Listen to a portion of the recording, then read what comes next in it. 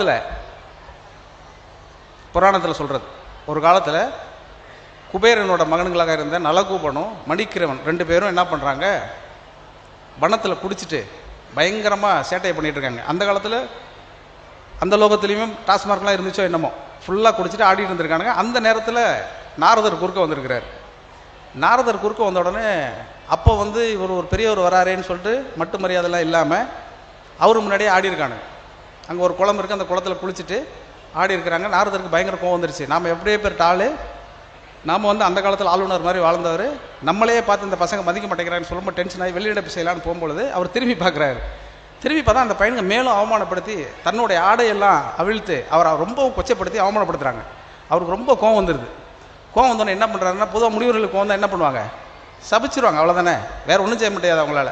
உடனே சபிச்சிட்டார். என்ன சபிச்சிட்டாருன்னா, நீங்கள் 2 பேரும் மரமாக போங்கன்ட்டார். என்ன மரமாக போங்க, மருத மரமாக போங்கன்ட்டார். அவனுங்க அதுக்கப்புறம் குபேரன்ட்டெல்லாம் போய் பஞ்சாயத்துக்கு போய் அவரெல்லாம் கூட்டிகிட்டு வந்து வானகத்தில் இருக்க ஏனைய தேவர்களை எல்லாம் கூப்பிட்டு வந்து பஞ்சாயத்தெல்லாம் பேசினா நாரதர் சொல்லிட்டாரு, இது என்னால் முடியாதுப்பா, சாபம் கொடுக்குற வரம் மட்டும்தான் என்கிட்ட இருக்குது, அதை போக்குற வரம் கண்ணன்ட்ட தான் இருக்குது. கண்ணன் எப்போ வராரோ அப்போ தான் இந்த சாபம் விடுதலை ஆகும், இந்த சாபம் வந்து மோட்சம் பெறும் அப்படின்னு சொல்லிட்டு போயிடுறாரு. இது என்னடா பண்ணுறதுன்னு அவருக்கு ஒன்றுமே புரியல. இப்படியே வெயிட் பண்ணிகிட்டே இருக்கிறாங்க. ஒரு கட்டத்தில் கண்ணன் யசோதைக்கு அவதரிக்கிறார், மகனாக அவதரிக்கிறார். அவர் சின்ன குழந்தையாக பிறக்கிறார். இப்படி தானே புராணத்தில் கதை சொல்லுவாங்க. உடனே ஒரு குழந்தைய பிறந்துட்டார். அந்த குழந்தைய பால் ஊட்டி சீர் ஊட்டி இப்படி வளர்த்துட்டு இருக்கும்போது அந்த குழந்தை ஏற்கனவே நலகூபன் மணி சுக்கிரவனோட ஓவராக சேட்டை பண்ணுற குழந்தை. அது கண்ட இடத்துலையும் ஓடும் ஓடியாரும் இந்த மாதிரிலாம் பண்ணிக்கிட்டே இருக்குது. அதனால் யசோதை என்ன பண்ணுறாங்கன்னா, கயிறு ஒன்று கட்டி முந்தானையில் கட்டி வச்சிடறாங்க, இல்லை தூணில் கட்டி வைக்கிறாங்க. இது கொஞ்சம் தூரம் இழுத்துட்டு ஓடுது, போக மாட்டேங்குது. அப்போ ஒரு கட்டத்தில் என்ன பண்ணிடுறாங்க, அந்த அம்மா நம்ம வேலையும் பார்க்க முடியல, கொஞ்சம் நேரம் படுத்தாலும் டார்ச்சர் பண்ணுது, அதனால் என்ன பண்ணுவோம், ஒரு உரல் வெயிட்டான ஒரு உரலில் கட்டி வச்சுருவோம் அப்படின்னு சொல்லிட்டு அந்த கைத்தால் உரலில் கட்டி இடுப்பில் வச்சிடுறாங்க. இந்த குழந்தை நடந்து பார்த்தது என்ன பண்ணுது, இழுத்துக்கிட்டே போகுது. இழுத்துகிட்டே போய் 2 மரம் இருக்குது, அந்த மரத்துக்கு இடையில உள்ளே பூந்துருக்கு. உள்ளே பூந்தோடனே இங்கே தான் உரல் கட்டியிருக்குல்ல, இந்த உரல் பட்ட உடனே கண்ணன் கைப்பட்டு அந்த மரத்தில் மேலே பட்டோடனே அவங்க விமர்சனம் ஆகி அந்த மரம் 2ம் மறுபடியும் நலகூபன் மணிக்கிரவனாக மாறிடுறாங்க அப்படின்னு சொல்கிற கதை இது.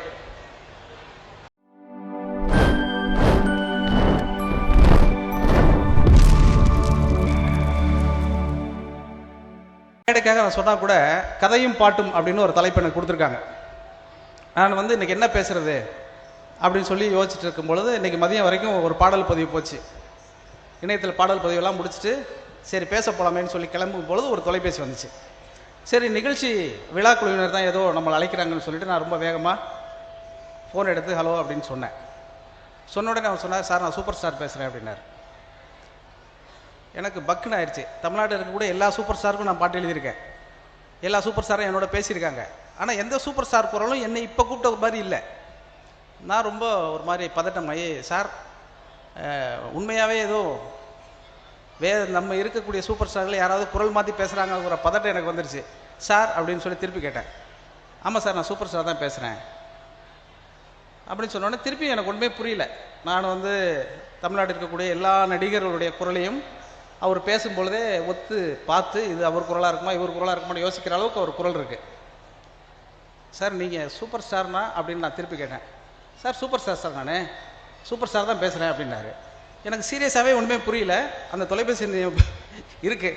நான் உடனே வந்து இல்லைங்க நீங்கள் சூப்பர் ஸ்டார் கூட இருக்கட்டும், இருந்தாலும் உங்களுக்கு ஒரு பேர் இருக்கும்ல, அந்த பேர் சொல்லுங்க அப்படின்னோடனே, நான் மதுரையிலேருந்து ரமேஷ் பேசுகிறேன் சார், இன்னும் ஒரு 2 வருஷத்தில் நான் தான் தமிழ்நாட்டு சூப்பர் ஸ்டார் ஆக போகிறேன் அப்படின்னாரு. 2 வருஷத்துக்கு அப்புறம் சூப்பர் ஸ்டார் ஆனதுக்கு பிறகு நீங்கள் சூப்பர் ஸ்டார்னு உங்களை சொல்லிக்கலாமே சார், இப்போயே சொல்கிறீங்க அப்படின்னா.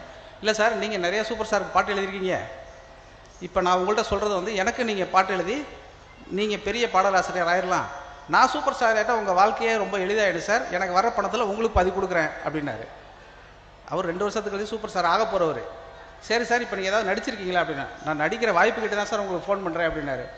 தயவுசெய்து ஃபோனை வைடா அப்படின்னு சொல்லிட்டு அவர் 2 வருஷத்துக்கு கழிச்சு நடித்து சூப்பர் ஸ்டார் ஆனதுக்கு பிறகு என் வாழ்க்கை செழிப்பாக இருக்கும் என்பதற்காக இன்றைக்கு அவர் வாய்ப்பு கேட்குறவர் தன்னை சூப்பர் ஸ்டாராகவே நினைத்து கொண்டு பேசினாருங்கிறது இருக்கு இல்லையா, அந்த கலைஞனை நான் ரொம்ப மனதார ஒரு விதத்தில் பாராட்டுறேன். என்ன யோசிச்சு பாருங்களேன், நான் சூப்பர் ஸ்டார் ஆகிவிடுவேன் என்று அவன் நம்புகிறான் இல்லையா, அந்த நம்பிக்கைக்கா எங்கேருந்து என் நம்பரை பிடிச்சாரலாம் தெரியல, இன்னும் எத்தனை தடவை எனக்கு ஃபோன் பண்ணி தொல்லை கொடுக்க போகிறாருன்னு தெரில. ஆனால் அந்த நம்பிக்கை வந்து ரொம்ப முக்கியமானது. என்னோட கதையும் என்னுடைய பாட்டும் இப்படி தான் இருக்குது.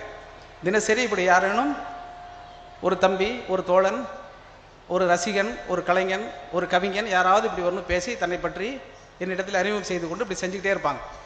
இதில் கதையும் பாட்டும் பற்றி என்ன பேசுகிறது அப்படின்னு யோசித்து பார்த்தால் நிறைய அற்புதமான செய்திகள் எல்லாம் இருக்குது. ஒரு புத்தக திருவிழா இன்னொன்று சொல்லப்போனால் தமிழ்நாடு அரசிற்கு நான் ரொம்ப மனமுவந்து ஊர்தோறும் ஒவ்வொரு மாவட்டம் தோறும் போய் நன்றி தெரிவித்துக் கொண்டே இருக்கிறேன்.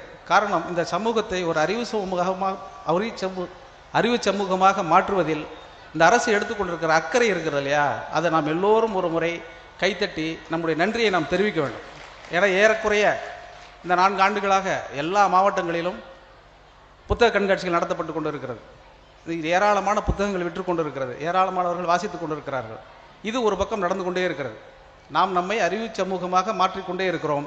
இன்னொரு பக்கத்தில் ஆணவ கொலைகளும் இந்த படிப்பறிவுக்கு சம்பந்தமில்லாத சில விஷயங்களும் நடந்து கொண்டே இருக்கிறது. இதை நல்லா யோசிச்சு பாருங்கள். இந்த ரெண்டத்தையும் யோசித்து பார்த்தால் நாம் எந்த இடத்துல நிற்கிறோம் என்பதில் ஒரு சின்ன தடுமாற்றம் நமக்கே வருகிறது. நம்ம படிக்கிறோம், ஆனாலும் வாழ்க்கையில் அதையெல்லாம் பயன்படுத்துகிறோமா? நாம் படிக்கிறோம், அதெல்லாம் நம் வாழ்க்கைக்கு பயன்படுகிறதா?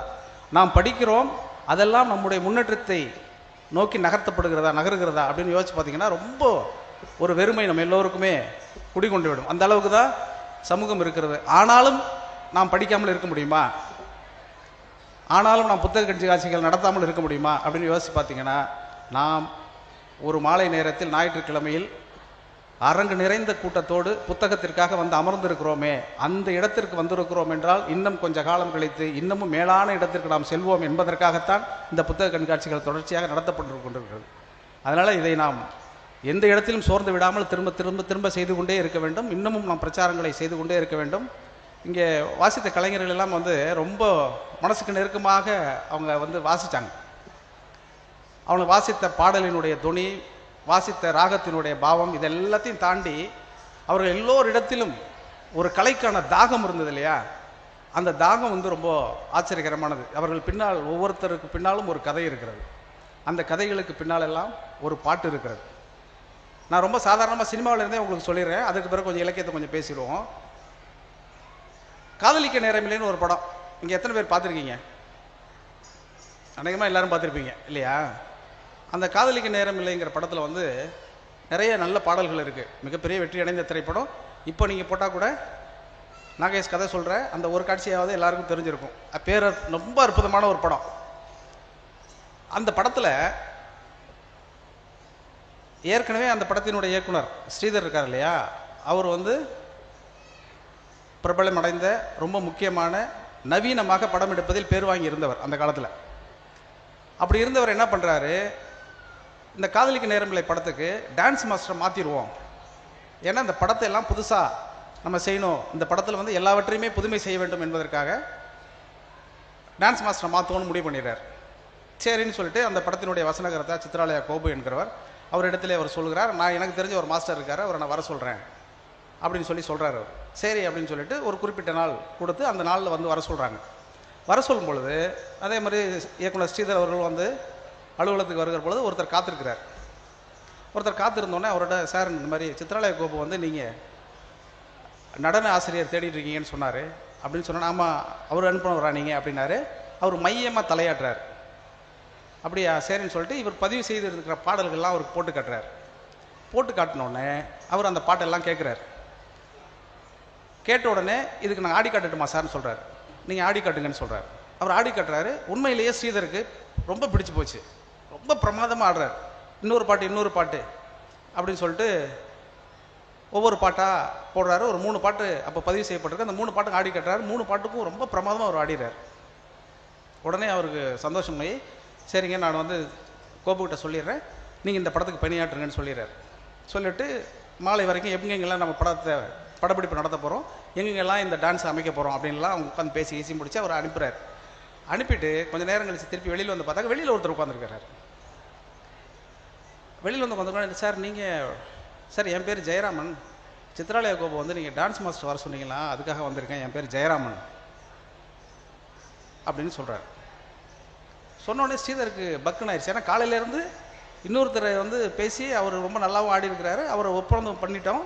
இப்போ வந்து திடீர்னு ஒருத்தர் சொல்கிறாருன்னு சொல்லிட்டு சித்ராலயா கோபிட்ட சொன்ன உடனே அவர்கிட்ட உடனே தொலைபேசி பண்ணி இந்த மாதிரி ஒருத்தர் வந்திருக்காரு, ஆமாம் நான் ஜெயராமனை நான் தான் அனுப்பிச்சேன்னு அவர் சொல்கிறார். இப்போ ரெண்டாவது வந்தார்ல, இவர் தான் சரியானவர். அப்போ முன்னாடி வந்தவர் பெயர் தங்கப்பன் மாஸ்டர். அவர் தான் அந்த படத்துக்கு எல்லா பாடல்களுக்கும் நடனம் அமைத்தவர். அவருக்கு இந்த தகவல் தெரிந்த உடனேயே எப்படியாவது இந்த வாய்ப்பை பெற்றுவிட வேண்டும் என்பதற்காக அவர் முன்னாடி வந்து முனைந்து வந்து அந்த வாய்ப்பை பெற்றுட்டு போயிறார். இருந்தாலும் அந்த ஜெயராமனுக்கு வாய்ப்பு கிடைக்கல. அப்புறம் அடுத்தடுத்த படத்தில் அவர் கொடுக்குறாருங்கிறது ஒரு செய்தி.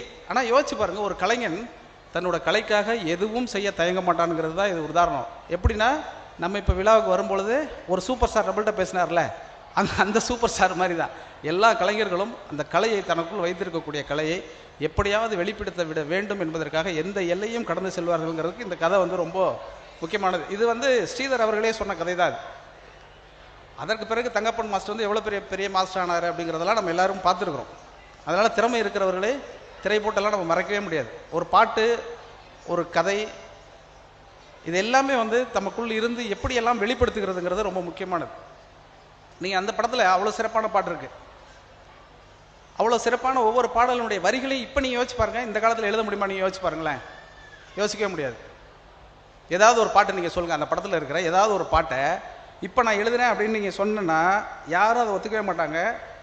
அந்த மாதிரியான கருத்தாக்கமுடைய ஒரு பாட்டு ஒன்று யோசிக்கங்க. ஒரு பொண்ணு, 2 பொண்ணுங்க கார் ஓட்டிகிட்டு வரும், முதலாளி பொண்ணுங்க, கார் ரிப்பேர் ஆயிரும். அப்போ என்ன பாடுவார் அவர் தெரியுமா? அந்த பாட்டு உங்களுக்கு, இந்த புண்ணான கைகள் புண்ணாகலாமா, உதவிக்கு வரலாமா, சந்தேகம் தானான்னு ஒரு பாட்டு இருக்குது. அந்த பாட்டில் இங்கே அமர்ந்திருப்பதில் வந்து எனக்கு தெரிஞ்ச ஆண்களை விட பெண்கள் தான் அதிகமாக இருக்கிறீங்க. அந்த பையன், அவங்கள்ட்ட வேலை பார்த்த பையன் வேலையை விட்டு நிப்பாட்டிடுறாங்க. அவங்க முதலாளி விட்டு பொண்ணுங்க, அவங்க கார் ஓட்டிகிட்டு வராங்க. அவங்கள்ட்ட கார் ஏற்கனவே இருக்குது. ஏற்கனவே அந்த பொண்ணுங்க படித்த பொண்ணுங்க. அந்த பொண்ணுங்களுடைய கார் ரிப்பேர் ஆனவுடனே அந்த காரை சரி பண்ணி கொடுக்கலாம். அந்த பையன் காதலே இருந்தனா கூட காதல் கூட சொல்லிக்கலாம், அதெல்லாம் பிரச்சனை இல்லை. அந்த பையன் என்ன பாடுவான்னா, சேலாட்டம் கண்ணும் நூலாட்டும் இடையும் திண்டாட்டம் படலாமா, தாளாட்டும் பெண்ணின் பூவாட்டம் கைகள் காரோட்ட வரலாமா. இப்போ போய் நான் எழுதுறேன் என்ன ஆகும் யோசிச்சு பாருங்க. நீங்கள் வந்து நீங்கள்லாம் வந்து கார் ஓட்டலாமா அப்படின்னு நான் கேட்குற மாதிரி இருக்குல்ல.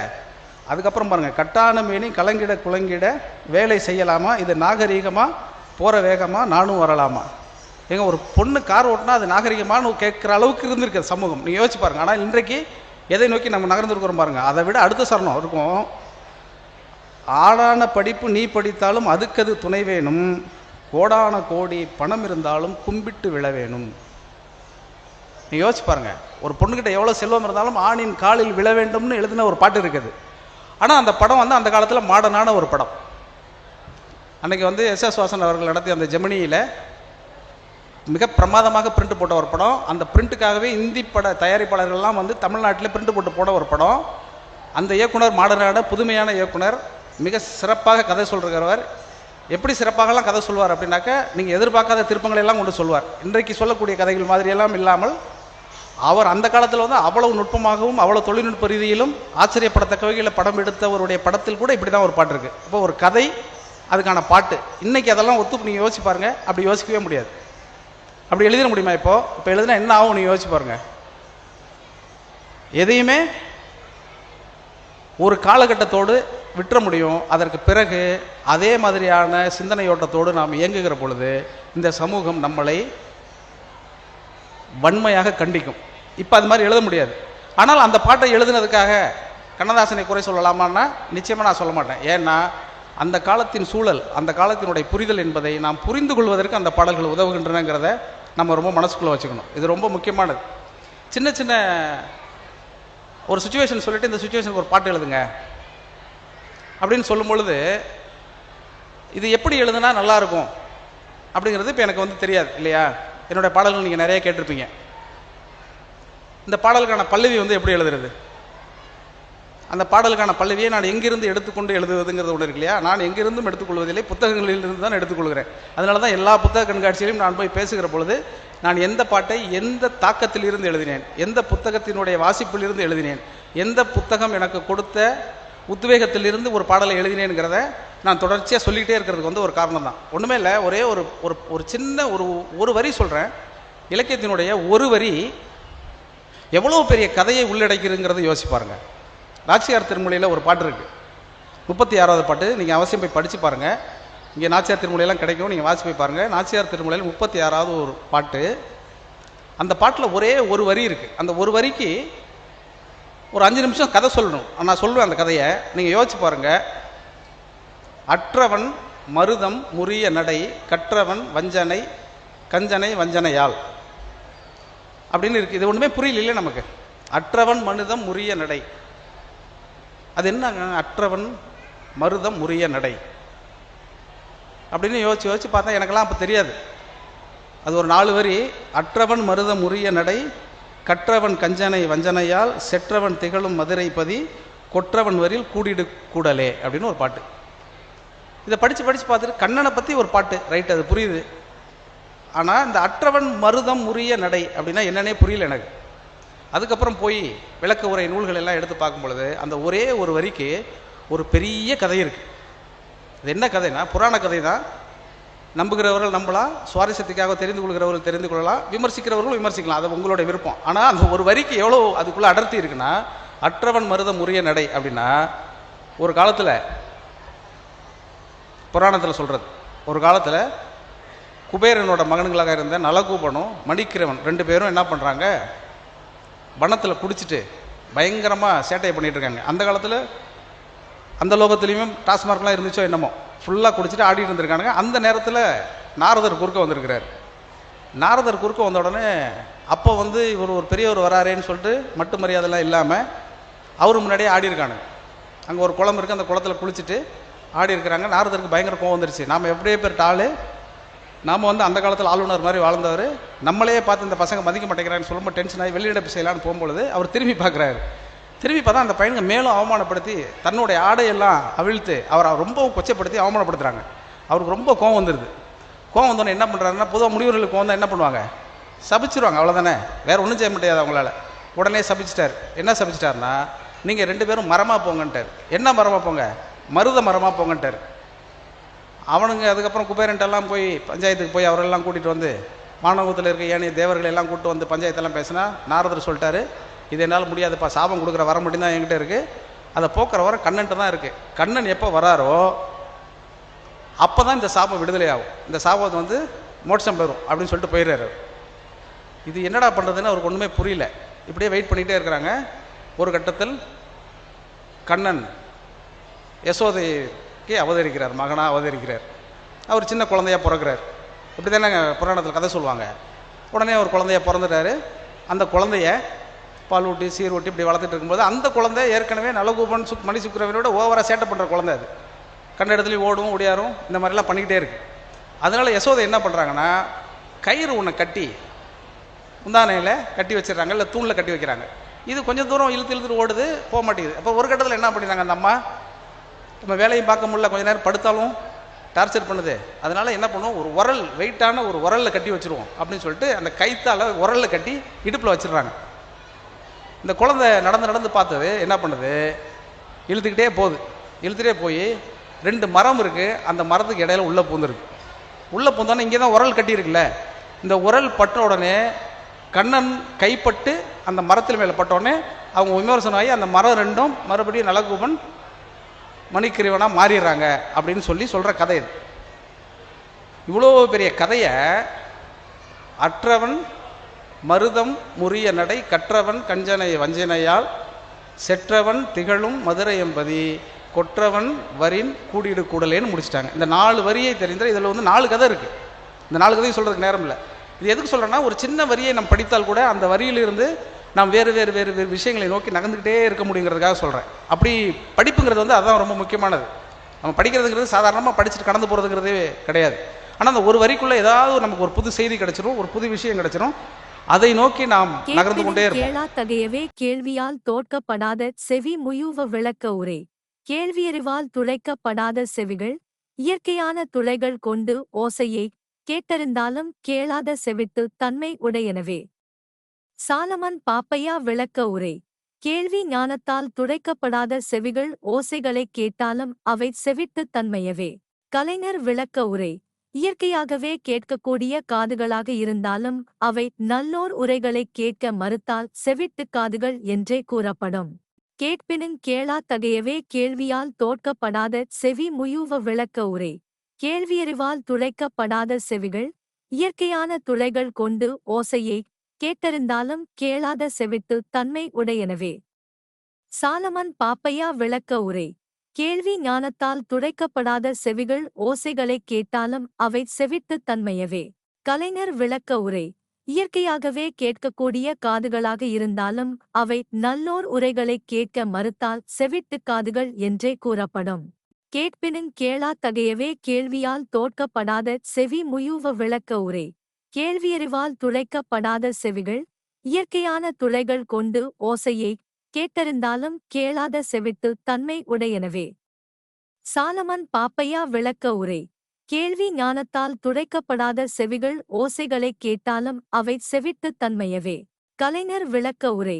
இயற்கையாகவே கேட்கக்கூடிய காதுகளாக இருந்தாலும் அவை நல்லோர் உரைகளைக் கேட்க மறுத்தால் செவிட்டுக் காதுகள் என்றே கூறப்படும்.